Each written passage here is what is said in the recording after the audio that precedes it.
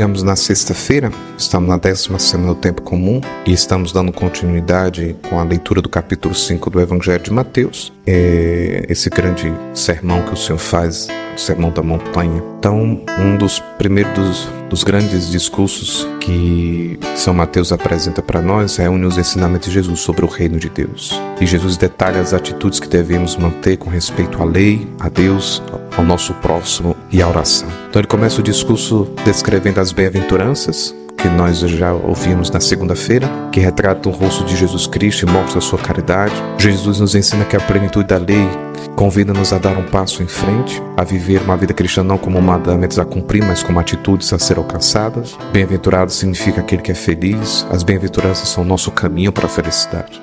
Então é dentro desse contexto que devemos compreender o Evangelho de hoje. E Jesus aborda detalhes concretos a fim de se alcançar a plenitude da lei. Por ocasião do preceito, por exemplo, sobre o adultério, Jesus pede o grande respeito aos outros que está na base da lei. Se o adultério consiste em usar uma pessoa casada para satisfação pessoal, isso não deve ser feito nem internamente, onde mesmo o pecado é cometido, ainda que não seja feito externamente. Um ensinamento que é uma chamada a entregar a plenitude do coração. Para sermos bem-aventurados, para alcançar mais felicidade, devemos ter um coração casto, um coração apaixonado, onde não existe lugar para o egoísmo, para os pensamentos impuros do nosso coração. Que a gente lutar contra as ocasiões que nos afastam da lei do Senhor Deus. Que a gente não alimente no nosso interior e nem exteriormente essa atitude de cometer, por exemplo, o adultério, como nós ouvimos. Jesus também fala do antigo costume do repúdio. A legislação de Moisés introduziu a obrigação da certidão, ou seja,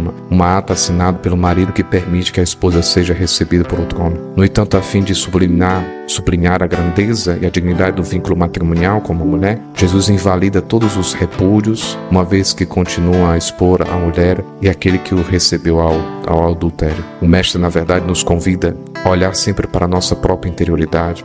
O pecado não é apenas uma ação exterior, mas uma ação interior. Prejudica-nos porque nos afasta de Deus e do nosso próprio e atinge os nossos irmãos. Portanto, ser capaz de superar a tentação interior predispõe-nos a ser homens mais livres, porque no nosso interior temos espaço para Deus e para os outros. Somos mais capazes de amar. Jesus nos convida a olhar sempre para a raiz interior dos nossos pecados. E peçamos essa graça hoje, para ter sempre um coração pronto a amar a Deus e ao próximo, livres dos laços do pecado. Então a liturgia nos convida a isso um pouquinho hoje, né? Olhar primeiro o nosso interior e cuidar daqui e dentro, com as nossas atitudes, e alcançar aquilo que é plenitude da lei, que é viver aquilo que Deus pensou desde a origem, desde sempre. Que Deus nos ajude e nos ilumine com sua graça e nos faça compreender as razões mais profundas da vida, né, e as razões mais profundas daquilo que Ele nos ensinou. Um bom dia